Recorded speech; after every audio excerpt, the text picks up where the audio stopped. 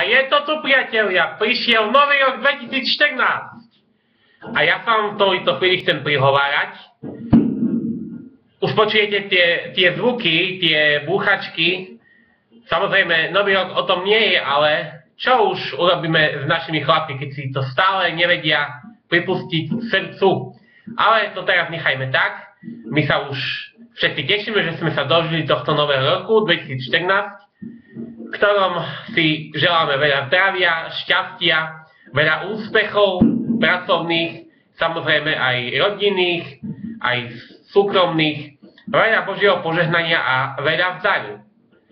Myslím, že tento nový rok 2014 nám prinesie mnoho pozitívnych zmien, ale niekedy sa stane, že nie všetky dni sú ružové a preto vám všetkých pozdravujem, aby ste všetko zvládli, aj keď sa stane, že niekedy nie je svet ružový, ako sa nám zdá.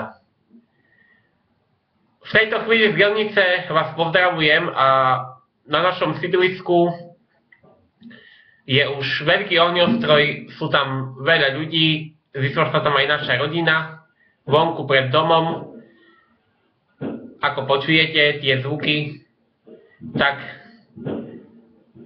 myslím si, že je to všade búch a prask, ale dôležité je to, že Pán Boh nás stále ochraňuje a že nás chránil a dal nám sily, múdrosti sa dožiť z jeho milosti tohto nového roku 2014. Tak všetko dobré a spoločne si pripijme Hubert. Na zdravie, priatelia.